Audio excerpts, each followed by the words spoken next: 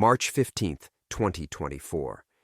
Vicente El Lobo Morales raised his golden champagne flute at the Guadalajara mansion. 300 cartel bosses watched as he toasted to El Chapo's imprisoned son. "To the little prince rotting in American concrete," he laughed. The video went viral across encrypted cartel networks within hours. El Lobo's men recorded everything: the mocking, the laughter, the disrespect that would cost them everything. What happened in the next 72 hours became legend in cartel history. 14 bodies, 7 cities, 0 witnesses. And in a dusty Tucson safehouse, former DEA analyst Miguel Santos watched the footage and knew exactly who was coming for him next. El Chapo's quiet reply wasn't words. It was a promise written in blood. A joke that ended with silence. Before we jump back in, tell us where you're tuning in from. And if this story touches you, make sure you're subscribed, because tomorrow I've saved something extra special for you. The hook. Miguel Santos closed the laptop screen with fingers that hadn't trembled in 8 years. The secure feed from the cartel networks had cost him 3 favors and a sleepless night, but he'd needed to see it himself. El Lobo's party, the toast, the fatal mistake that would ripple across 2 countries like a stone thrown into still water. The Tucson safe house felt smaller now, its beige walls pressing closer as afternoon shadows stretched across the hardwood floor. Miguel walked to the kitchen window, his reflection ghosting across bulletproof glass. 58 years old, gray threading through black hair, wearing the kind of unremarkable polo shirt that helped him blend into retirement communities and grocery store lines. The face of a man who'd spent 8 years perfecting the art of being nobody. His phone buzzed against the granite countertop. Text message from an unknown number, package delivered to Phoenix, Scottsdale, El Paso. Miguel's blood turned to ice water. 3 cities, 3 bodies, if he was reading the coded language correctly. El Chapo's network moved faster than the DEA's intelligence reports, faster than the news cycles that would eventually piece together the pattern. But Miguel could see it already. The careful choreography of revenge that would make El Lobo's 72 hours of celebration feel like a lifetime. The burner phone rang. Miguel stared at it for 3 rings before answering. "You're watching the news." Agent Sarah Chen's voice carried the weight of 12 years working cartel cases. She'd been his handler since the witness protection placement, the only person in the program who knew exactly what Miguel had traded for his daughter's life. "I'm watching the shadows," Miguel said. He moved away from the window, muscle memory from another life kicking in. "How many?" 7 confirmed. Phoenix, Tucson, El Paso, Albuquerque, Las Vegas, Los Angeles, San Diego. All of them connected to El Lobo's organization. All of them killed in the last 18 hours.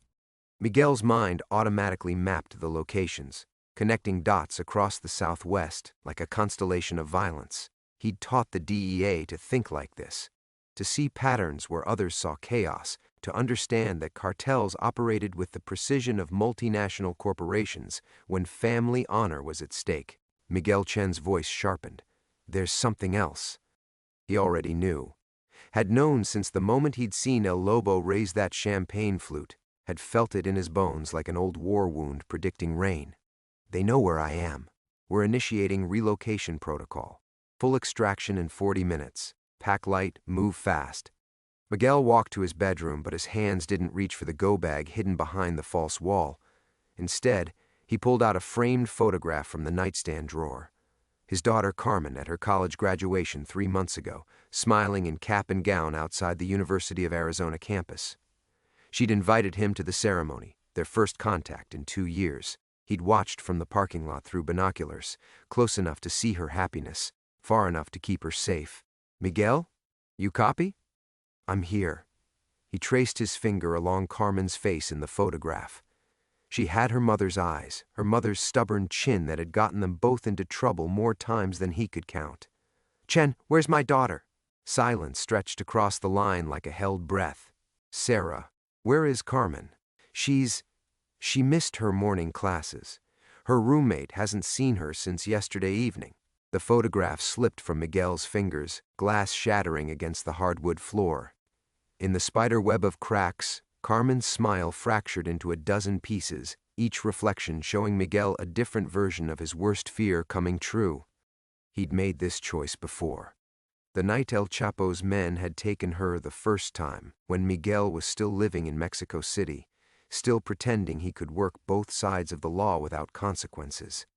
He'd traded everything then, his contacts, his intelligence, his soul, to get her back alive. The information he'd provided had led directly to El Chapo's capture, and Miguel had thought that closed the book on their history. But El Chapo understood something Miguel had forgotten in 8 years of suburban anonymity. Some debts compound interest in blood. His phone buzzed again. Another text from the unknown number, this one containing only GPS coordinates and 4 words that made Miguel's chest tighten like a closing fist. Come alone. Midnight. Choose. The coordinates pointed to a location in the Sonoran Desert, 40 miles south of Tucson. Cartel territory.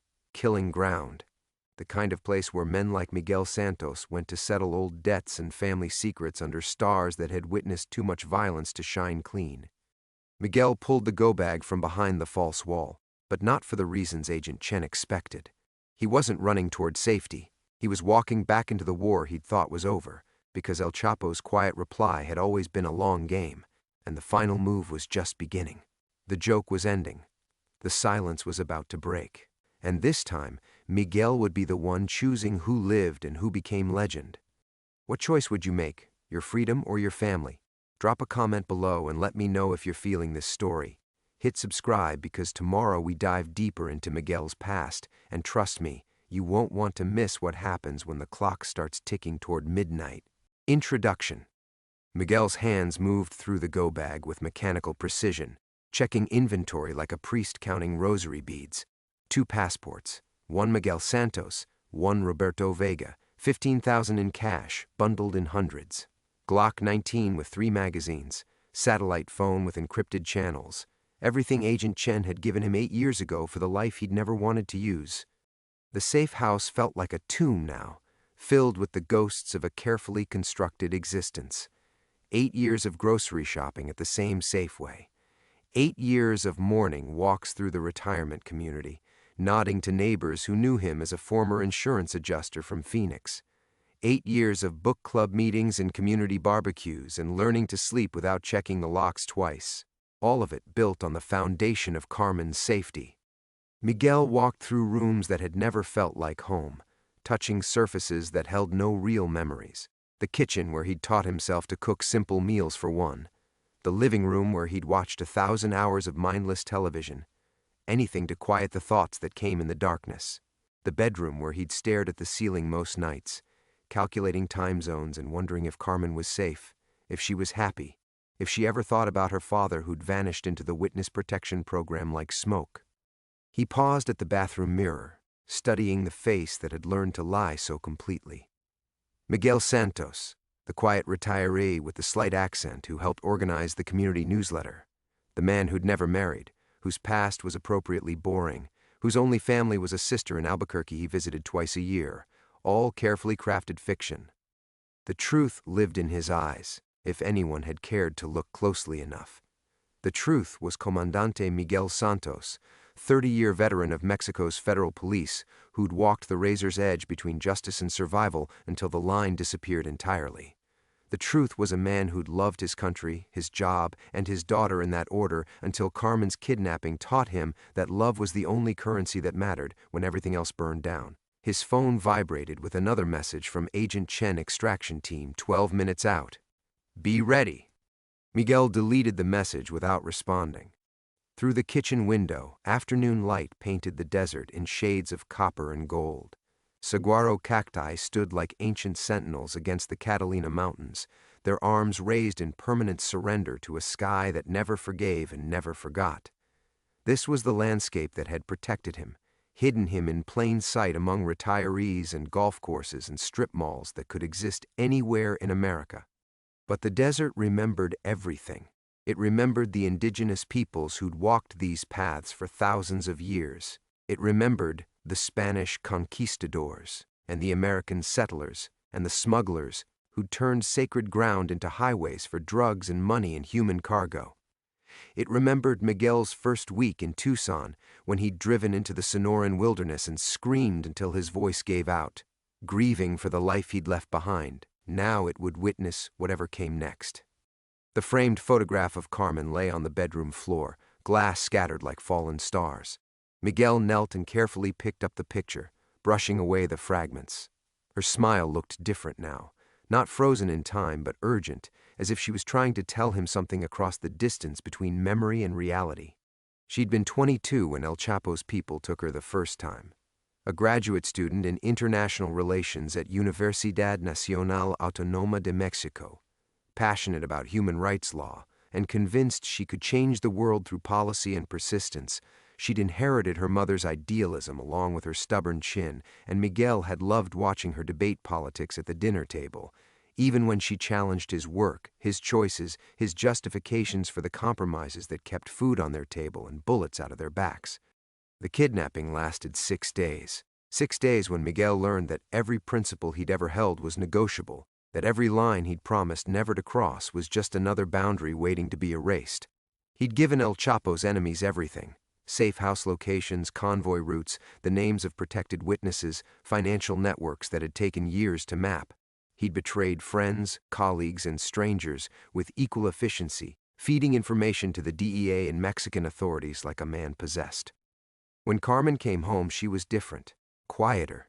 Her eyes held shadows that hadn't been there before, and she never spoke about those 6 days. 3 months later, she transferred to the University of Arizona, putting a border between herself and the violence that had claimed her as collateral damage. Miguel had understood. He'd supported her decision, even helped arrange her student visa, never telling her that keeping her close to his future sanctuary hadn't been coincidence. Now she was gone again, and this time Miguel knew the rules had changed. El Chapo wasn't interested in exchanges or negotiations. This was about honor, family, and the kind of debt that could only be paid in blood. Outside, the desert wind picked up, rattling the windows and carrying the scent of creosote and distant rain. Miguel shouldered the go-bag and walked toward a reckoning 8 years in the making. Inciting incident. Miguel reached for the front door handle when the landline rang. He froze. No one called the landline. Agent Chen used the secure mobile. Neighbors had his cell number for community business. The landline was a relic from the DEA's initial setup, a piece of outdated security theater that hadn't received a legitimate call in 8 years. It rang again, the sound cutting through the safe house like a blade. Miguel's hand moved instinctively to the Glock tucked into his waistband. 3 rings, 4. The answering machine would pick up after 5, and Miguel Santos, the insurance retiree, would deliver his polite, forgettable message to whoever had dialed the wrong number. On the 4th ring, he lifted the receiver. Miguel. The voice spoke his name like a prayer, like a curse, like the whisper of sand across desert stone. You remember my voice. 8 years collapsed into nothing. Miguel's knees nearly buckled as the past crashed through his carefully constructed walls. He gripped the kitchen counter, knuckles white against granite, and forced his breathing to steady. Joaquin.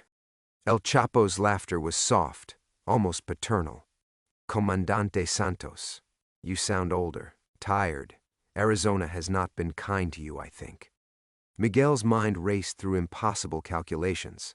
El Chapo was in ADX Florence, 300 miles northeast of Tucson, locked in a concrete box designed to break men's spirits through isolation and silence. No phone calls, no visitors except lawyers. No contact with the networks that had once moved billions of dollars and thousands of lives at his command. Except the networks had never really stopped moving. You're wondering how, El Chapo continued, reading Miguel's silence like a familiar map. You're thinking about concrete walls and steel doors and all the technology your friends use to keep bad men quiet. But you forget, I built this business on connections, on loyalty, on understanding that every wall has a crack if you know where to look. Through the window, Miguel saw a white van approaching down the street. Chen's extraction team, moving with the subtle urgency of federal agents who'd done this dance too many times. They had maybe 90 seconds before tactical teams surrounded the house, before Miguel disappeared into another identity, another desert town, another 8 years of waiting for the past to find him. Your daughter is comfortable, El Chapo said. For now. She looks like her mother. Elena was always beautiful, even when she was angry. Carmen has her spirit, I think. She did not cry when my people explained the situation. Miguel's vision tunneled.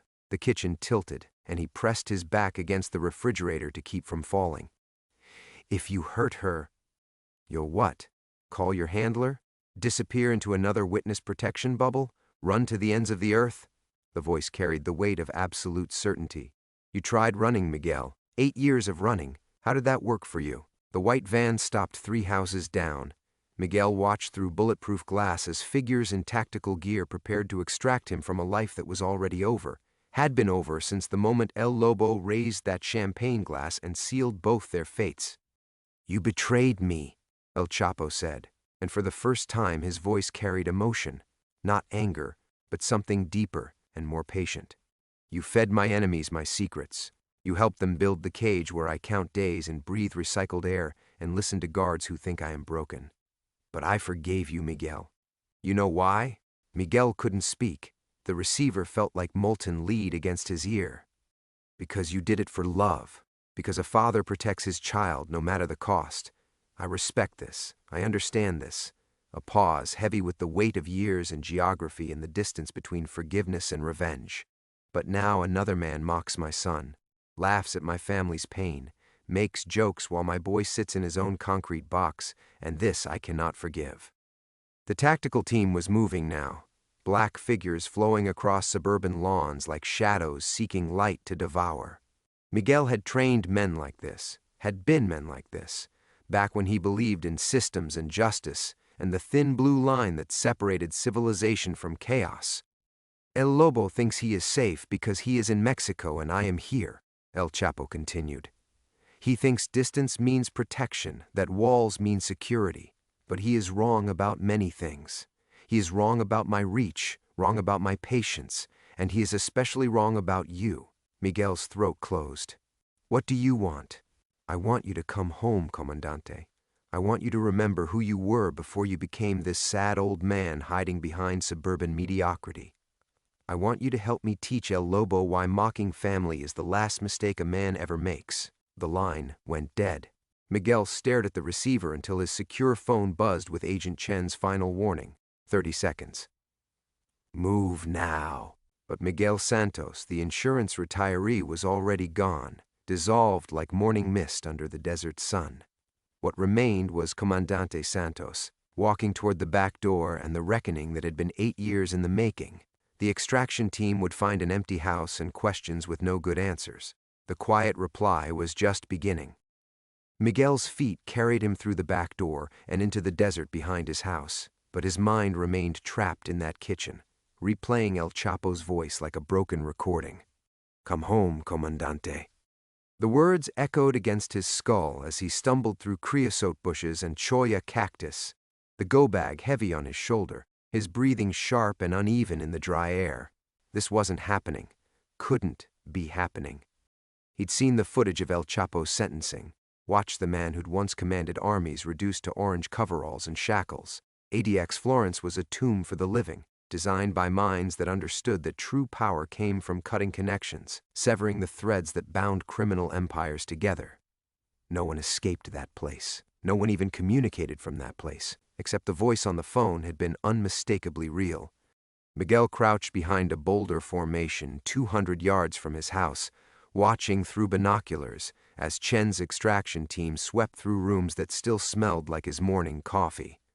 They moved with practiced efficiency, checking closets, testing window locks, photographing the shattered picture frame on the bedroom floor. Professional confusion radiated from their body language. Miguel Santos, model witness, had simply vanished. His secure phone buzzed. Chen's number. Miguel, where the hell are you? He almost answered, almost fell back into the familiar rhythm of federal protection, of following orders and trusting systems and believing that bureaucracy could shield him from the laws of gravity that governed his real world. But El Chapo's laughter still lived in his ears, and somewhere in the desert beyond the border, Carmen was counting minutes in a room that smelled like fear. Miguel powered off the phone without responding. The afternoon sun was brutal, turning the air into something visible that shimmered between the saguaro cacti. Miguel's polo shirt darkened with sweat as he moved deeper into the wilderness, following game trails that would lead him to the old mining road where he'd stashed the Honda Civic 3 years ago. Insurance, he'd called it then, a way out that didn't involve federal handlers and relocation protocols and the slow death of perpetual hiding. He'd maintained the car like a prayer, checking it monthly, keeping the registration current under Roberto Vega's name. The DEA psych evaluations had noted his persistent contingency planning, but they'd categorized it as trauma response rather than operational thinking. They'd been wrong about that, along with everything else. The mining road was empty except for wind and the distant sound of Border Patrol helicopters. Miguel found the car exactly where he'd left it, covered in canvas and camouflaged behind a cluster of Palo Verde trees. The engine turned over on the first try. As he drove toward Tucson, muscle memory began overriding 8 years of suburban conditioning. His eyes automatically swept the horizon for surveillance. His hands checked weapons placement. His mind cataloged exit routes and safe houses and the names of men who owed favors to ghosts. Comandante Santos had been sleeping, not dead. But with that awakening came the fear he'd been running from since Carmen's first kidnapping. The understanding that men like him didn't retire, didn't disappear into witness protection, didn't trade violence for book clubs and community newsletters. They just paused between wars, gathering strength for battles that never truly ended. Miguel pulled into a strip mall parking lot and stared at his reflection in the rearview mirror. The face looking back belonged to neither Miguel Santos nor Roberto Vega. It belonged to a father whose daughter had been taken twice by the same darkness, a man who'd thought 8 years of good behavior could balance accounts written in blood. He opened a burner phone purchased years ago and dialed a number from memory. It rang 4 times before a gravelly voice answered in Spanish. "Raúl," Miguel said. "It's Santos." Silence stretched across the line like a held breath. Then, "Miguel? Jesus Christ, hermano. Where have you been? We thought you were dead." Raúl Moreno, former Mexican army captain turned private security contractor. A man who asked few questions and remembered fewer answers, as long as the money was clean and the work was dirty. They'd served together in Michoacán before Miguel joined the federal police, back when the cartels were smaller and the lines between good and evil seemed clearer. "I need favors, Raúl. Big ones. Anything, hermano. You know that." "But Miguel," Raúl's voice dropped to a whisper, "people are scared, man. Something's happening. El Lobo's people are dying, and nobody's claiming credit. My contacts in Sonora won't even say the names out loud. They just cross themselves and change the subject." Miguel felt the last of his suburban illusions crumble. The war had already started. El Chapo's quiet reply was cutting through Mexico like a ghost army, and Miguel was either a weapon or a target. There was no neutral ground left. "Meet me at the old place in 2 hours," Miguel said. "And Raúl, come armed."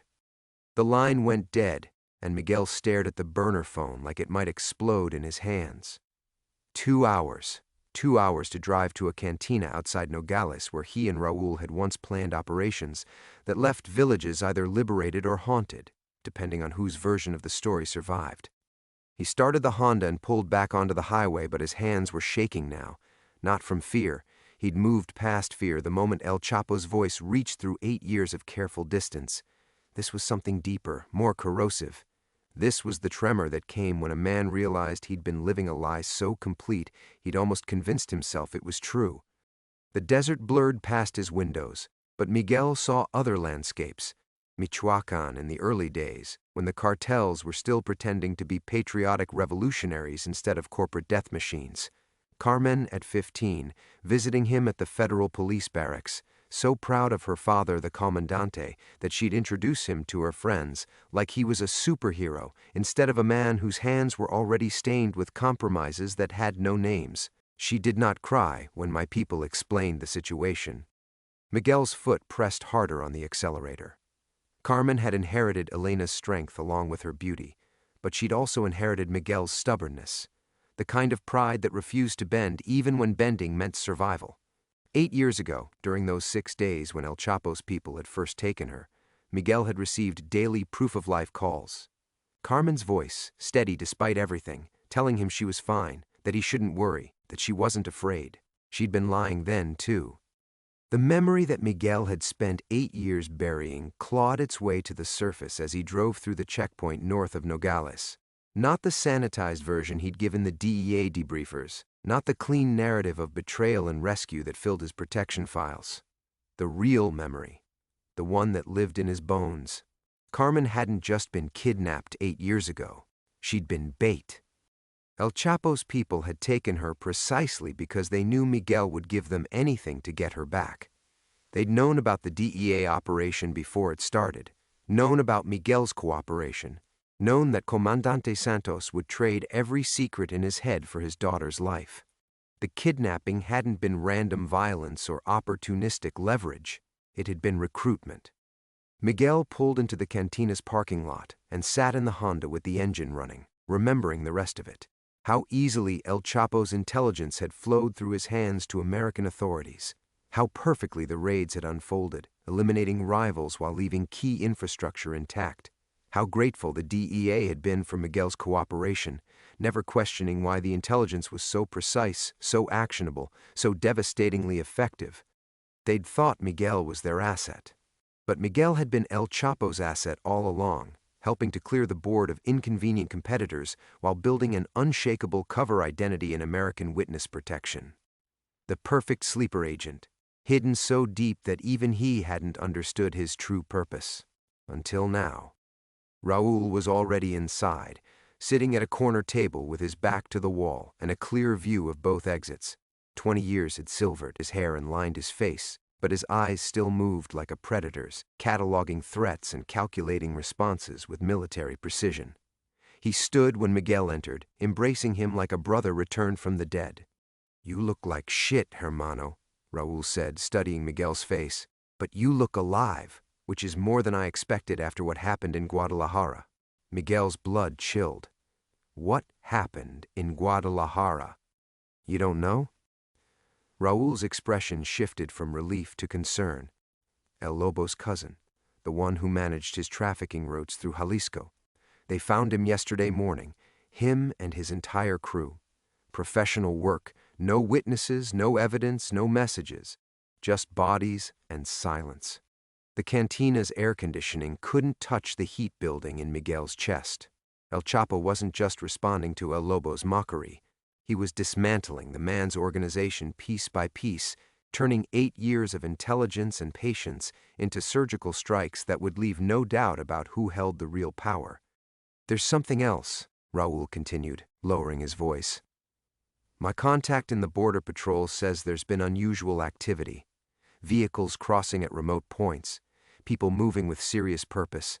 Nothing the sensors can track properly, but the kind of ghost movement that means someone with resources is positioning assets." Miguel understood. El Chapo's network was activating, calling in debts and moving personnel with the quiet efficiency that had built an empire before American courts tried to bury it under concrete and steel.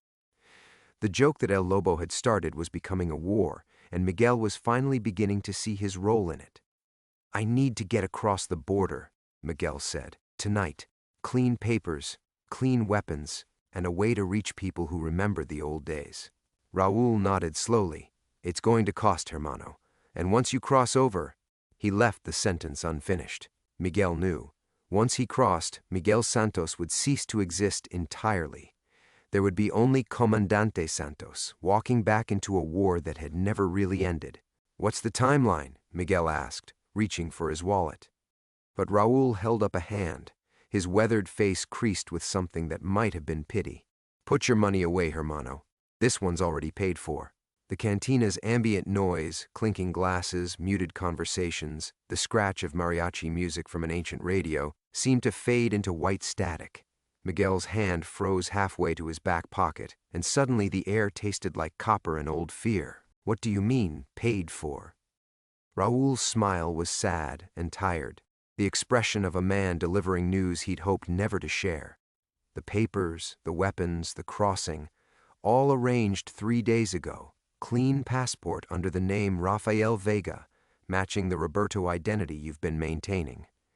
Kevlar vest, 45 ACP with hollow points, and a GPS unit with safehouse coordinates already programmed in. He paused, studying Miguel's face. The deposit came with very specific instructions about when and how to deliver everything. Miguel's vision tunneled. The cantina walls seemed to press inward, and he gripped the edge of the table to steady himself. 3 days ago, before El Lobo's video went viral, before any of this started. Raul leaned back in his chair, his soldier's eyes never leaving Miguel's face. Before you knew you needed it, before you even knew you were coming here. Almost like someone was expecting you to run, hermano, like they knew exactly how you'd react when the dominoes started falling. The revelation hit Miguel like a physical blow. 8 years of careful reconstruction, 8 years of building Miguel Santos the insurance investigator, 8 years of believing he'd outrun his past, all of it orchestrated. Not just the original betrayal, not just the witness protection, but every single step that had led him to this moment. Even his escape route had been planned by other hands. There's more, Raul continued, his voice gentle but implacable. The money for tonight's operation? It came with a message. Tell Comandante Santos that running was always part of the plan. Tell him 8 years was exactly long enough. Miguel's hands were shaking again, but this time it wasn't adrenaline or fear.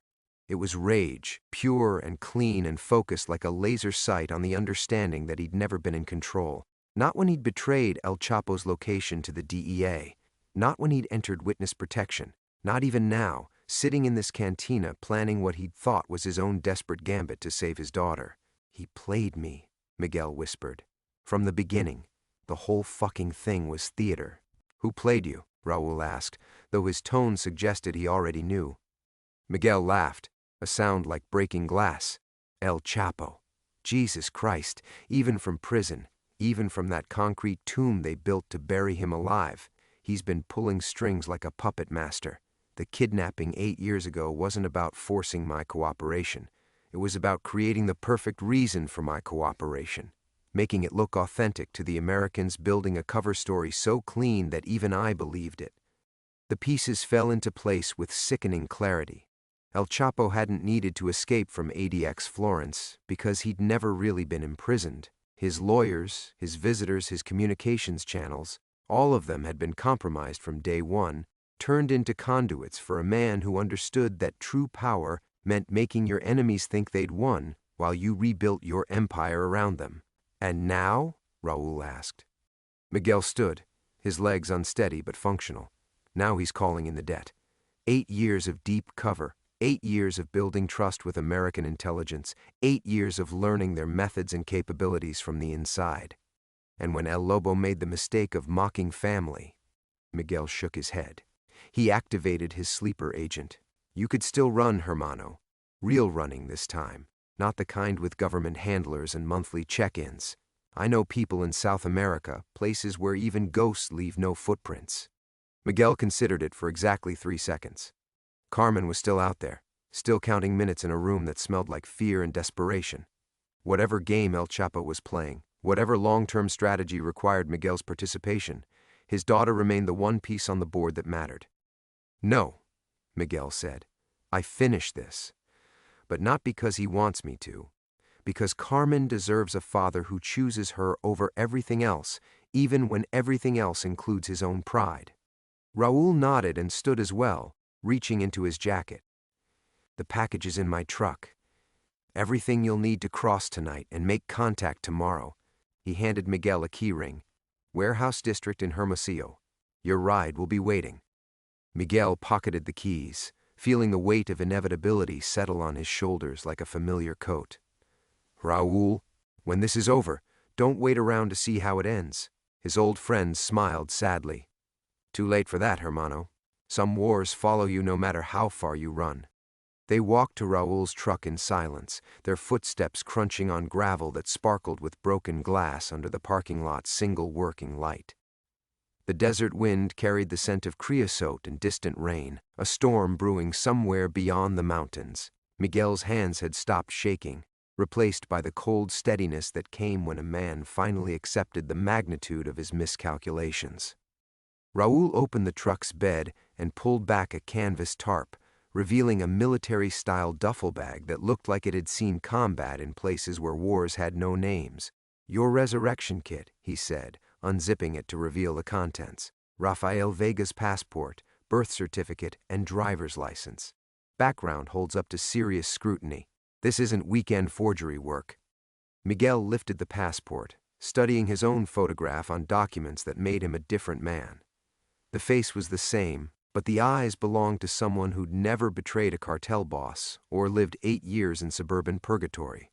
Someone who'd been waiting in bureaucratic limbo, ready to be born when needed.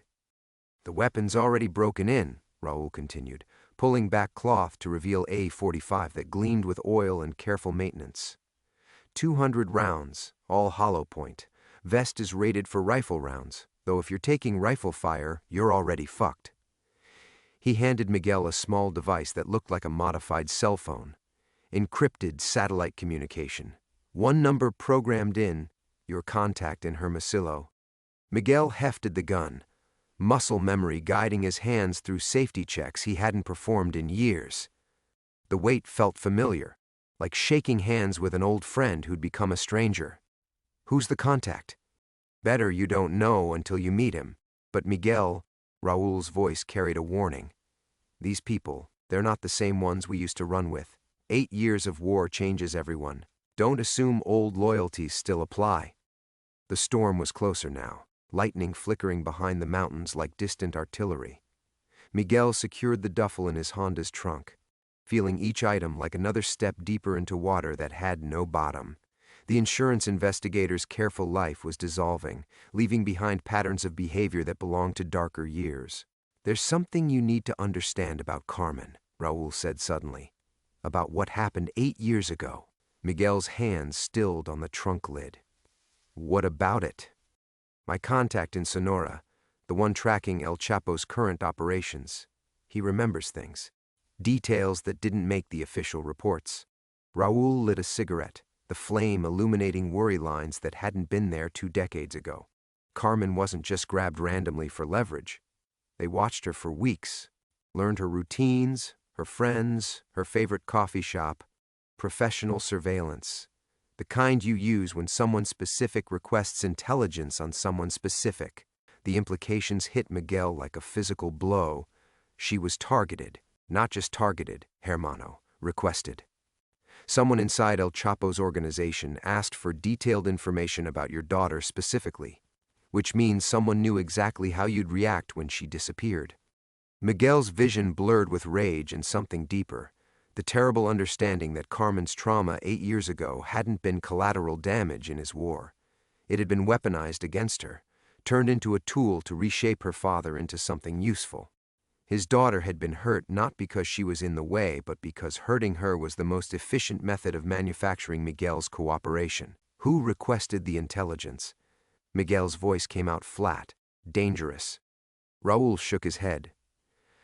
Records from that time are fragments, myths, stories told by men who might be lying or dead. But there are rumors. He took a long drag from his cigarette. Rumors that El Chapo's son, Alfredo, was involved in planning your recruitment. That the whole operation was his idea, his way of proving himself to his father by turning a federal comandante into an asset. The same son that El Lobo had mocked in the viral video. The same son whose imprisonment had triggered this cascading violence that was consuming Mexico one body at a time. Miguel finally understood the full architecture of El Chapo's quiet reply. It wasn't just about family honor or cartel pride. It was personal in ways that went back 8 years, to a young man proving his worth by orchestrating the perfect psychological operation.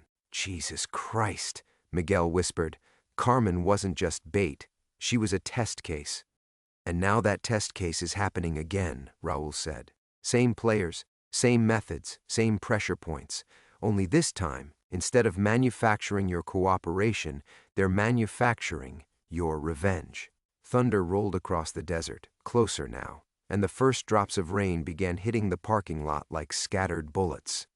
Miguel looked at his old friend, seeing his own realization reflected in weathered features.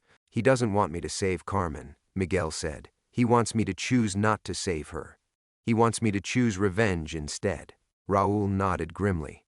"And either choice serves his purposes. Either way, he wins."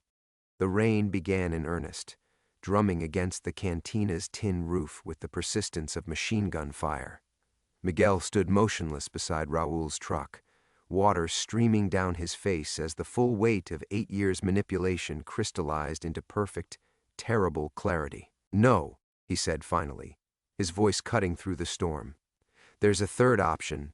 Raoul flicked his cigarette into the darkness, the ember dying with a hiss. "Which is? I give El Chapo exactly what he wants, but not the way he wants it." Miguel reached into the duffel bag, his fingers closing around the satellite phone. "He's built this entire operation on the assumption that I'll react predictably, that I'll choose between Carmen and revenge, between family and pride. But what if I choose both? Miguel, listen to yourself. You're talking about... I'm talking about ending this." Miguel's voice carried a finality that silenced his old friend. 8 years ago, Alfredo Guzman orchestrated my daughter's kidnapping to prove himself to his father.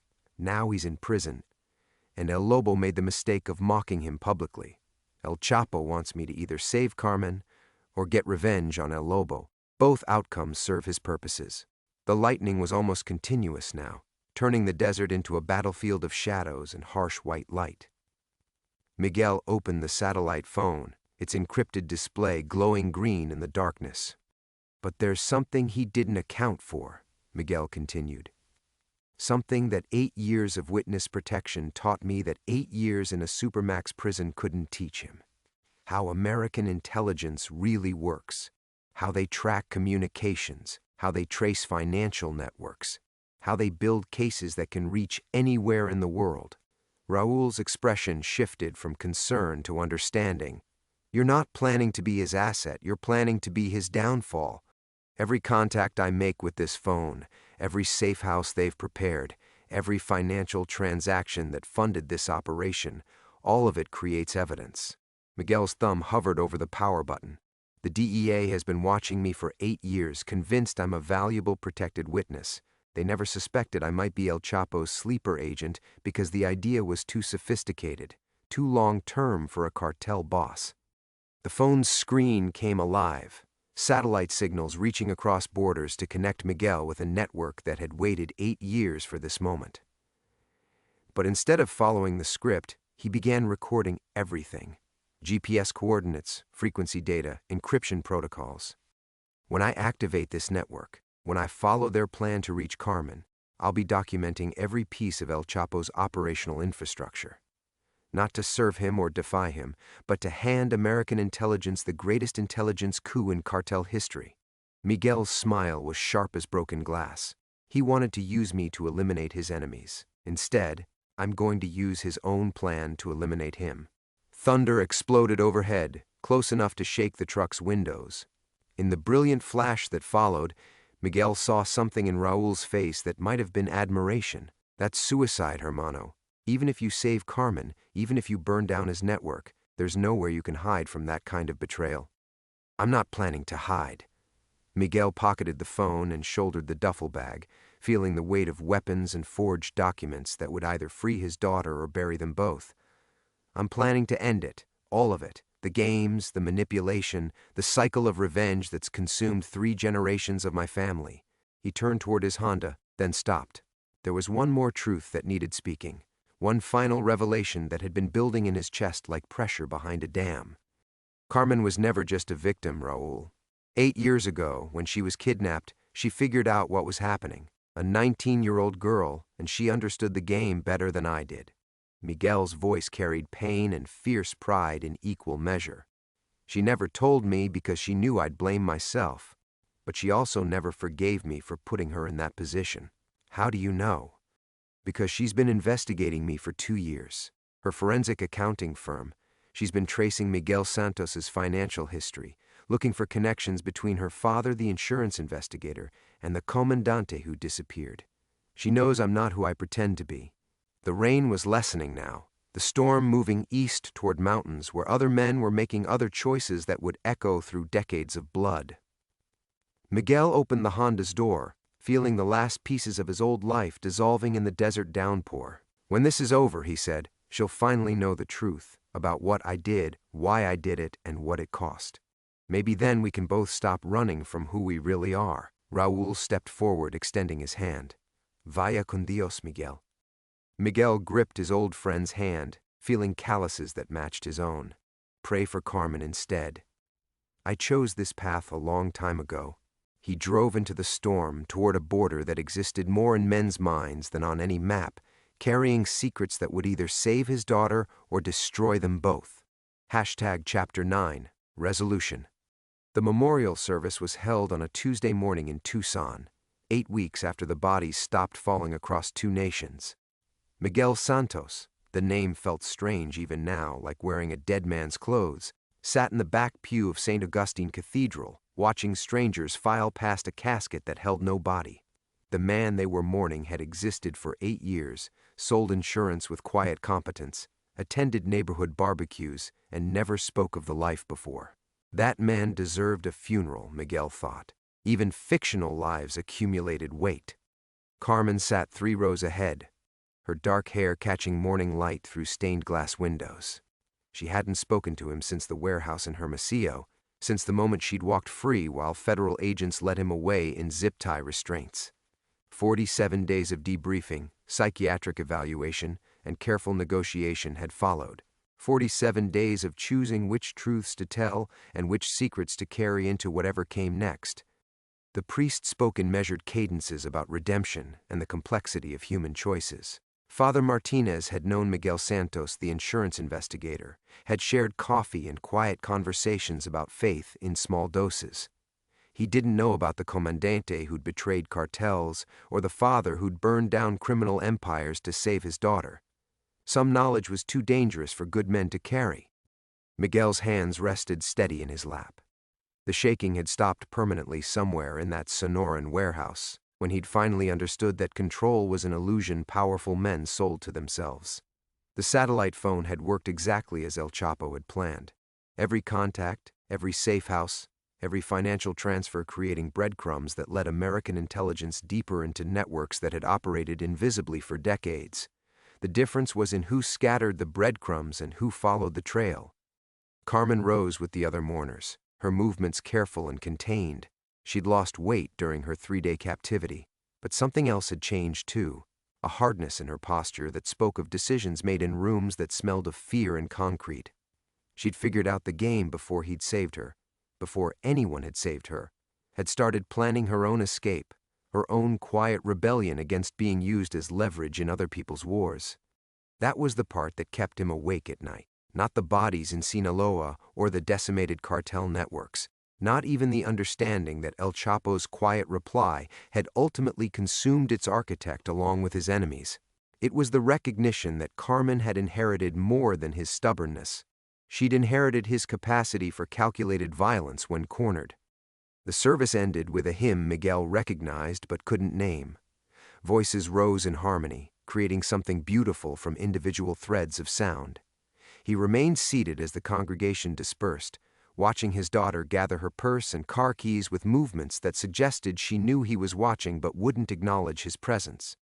Outside, desert sun painted the cathedral steps in harsh light that reminded him of other places, other choices. Carmen walked to her car without looking back, and Miguel made no move to follow. Some conversations required preparation that lasted months or years. Some apologies needed to age like good whiskey before they were worth drinking. His own car, a different Honda, purchased with money that came from legal sources, waited at the curb. No GPS units with mysterious coordinates, no weapons wrapped in careful cloth. Just keys and registration papers that belonged to a man who existed in databases and tax records, who had a social security number and no history of violence. The drive home took him through neighborhoods where Miguel Santos had lived his careful life, past the coffee shop where he'd read insurance regulations and tried to forget the weight of a gun, past Carmen's old apartment complex, where he delivered birthday cards to a daughter who'd been investigating him even as she accepted his attempts at normalcy. His house sat quiet in afternoon heat, surrounded by other houses where other people lived other lives that might or might not be true. The mortgage was paid, the utilities current. Bills arrived addressed to a man who'd never betrayed anyone, or saved anyone, or watched his daughter walk away from a warehouse where 3 men had died to protect a secret that was no longer secret. Miguel unlocked the front door and stepped into silence that felt different now. Not the hollow quiet of a man hiding from his past, But the deeper stillness that came after storms had passed, and the landscape had been permanently altered by their passing. On the kitchen table, a manila envelope waited with his name written in familiar handwriting. No return address, but the postmark showed Phoenix, dated 3 days ago. Inside, a single sheet of paper with coordinates written in Carmen's careful script and 2 words that made him smile for the first time in 8 weeks. When ready,